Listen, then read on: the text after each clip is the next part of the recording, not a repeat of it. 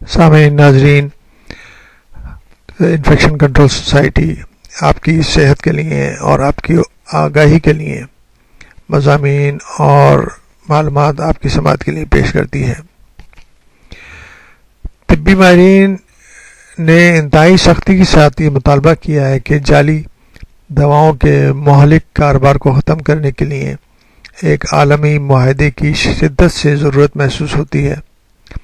انہوں نے کہا، فی الحال تمباکو یعنی کہ اسموکنگ کے غیر قانونی استعمال پر پابندی کے سلسلے میں تو زیادہ قوانین موجود ہیں، جبکہ جعلی دواؤں پر پابندی کو کوئی اتنی اہمیت نہیں دی گئی۔ برٹش میڈیکل جرنل میں شائع ہونے والی رپورٹ میں ماہرین نے عالمی ادارے صحت پر زور دیا ہے کہ جس طرح تمباکو یعنی کہ اسموکنگ کی لعنت پر قابو پانے کے لیے قانونی ڈھانچہ بنایا گیا ہے، اسی طرح کا اقدام نقلی اور جعلی دواؤں کے سلسلے میں بھی کیا جانا چاہیے۔ عالمی ادارے صحت کا کہنا ہے کہ غریب ملکوں میں ہر 10 میں سے 1 سے زیادہ دوائیں جعلی ہوتی ہیں،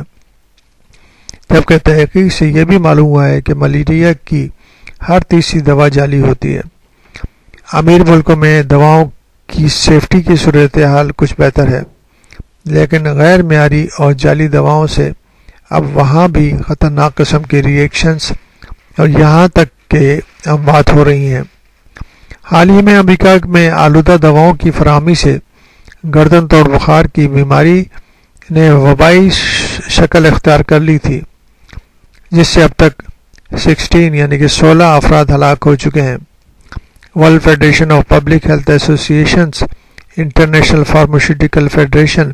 اور انٹرنیشنل کونسل آف نرسز کے مطابق حکومت اور دوا ساز کمپنیاں دونوں غیر محفوظ دوائیں پھیلانے کے جرم میں برابر کے شریک ہیں۔ اس لیے اس کے خلاف کسی معاہدے پر عمل درآمد بہت مشکل کام ہے۔ اگرچہ کچھ ملکوں میں قوی قانون کے تحت جعلی دواؤں کی فروخت ممنوع ہے، تاہم ایسا کوئی عالمی معاہدہ موجود نہیں، جس کا مطلب یہ ہے کہ منظم جرائم پیشہ گروہ ان ملکوں میں اپنی جعلی دوائیں کھپا سکتے ہیں۔ جہاں قانون یا تو سرے سے موجود ہی نہیں ہے یا بہت نرم ہے۔ عالمی ادارے صحت کے تخمینے کے مطابق دنیا کے 1/3 ملکوں میں دواؤں سے متعلق یا تو کوئی قانون سازی نہیں کی گئی یا بہت ہی کم ہوئی ہے، جبکہ دیگر معاملات میں مجرموں کی سرکوبی کے سلسلے میں بین الاقوامی سطح پر ایک دوسرے سے تعاون کیا گیا، جس کی واضح مثال منی لانڈرنگ ہے۔ اس طرح جعلی سگریٹ بنانے والوں کے خلاف کارروائی کرنے میں تو بین الاقوامی برادری ایک دوسرے سے تعاون کرتی ہے، لیکن جعلی دواؤں کے سلسلے میں ایسا تعاون نظر نہیں آتا۔ World federation of public health ایسوسی ایشنز کے ایک عہدیدار امیر اتار نے کہا ہے کہ اگر آپ $5 کے ایک سگریٹ کے پیکٹ کے لیے اس طرح کے اقدام کر سکتے ہیں تو میری سمجھ میں یہ بات نہیں آتی کہ آپ $3000 کی دواؤں کی قیمت کی دواؤں کے ایک پیکٹ کے لیے یہ کاوش کیوں نہیں کر سکتے جو انسان کی جانیں بچا سکتی ہیں۔ انہوں نے بتایا کہ ہم نے کینیڈا میں دل کی بیماری میں استعمال ہونے والی ایک میڈیسن ایویسٹین کا جعلی ڈبہ دیکھا ہے، جس میں دوا نام کی کوئی چیز نہیں تھی۔ اس کی گولیوں میں صرف نشاستہ یعنی کہ اسٹارچ تھا اور نیل پالش ریموور ملا کر اسے بنایا گیا تھا۔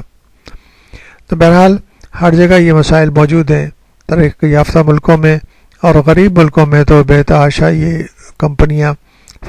جعلی فارماسیوٹیکل کمپنیاں بنی ہوئی ہیں جو کہ اس قسم کے مسائل پیدا کر رہی ہیں۔ وہاں پر خالی کیپسولس بھی مل جاتے ہیں جس میں چاہے نشاستہ یا بیسن کچھ بھی بھر کے اور ان کو جو ہے سپلائی کر دیا جاتا ہے، اور افراد جو ہیں جو بیمار ہوتے ہیں وہ انتہائی ضرورت کے تحت ان دواؤں کو خریدتے ہیں، لیکن ان دواؤں میں ان میڈیسنز میں اصلی جز ہوتا ہی نہیں ہے، جس کی وجہ سے ایک فالس اندازہ ہونے کے ساتھ بیماری جڑ پکڑ لیتی ہے اور موت واقع ہو جاتی ہیں۔ بہرحال اس کے لیے انتہائی کوشش کرنی چاہیے اور اس کے بارے میں عوام کو بھی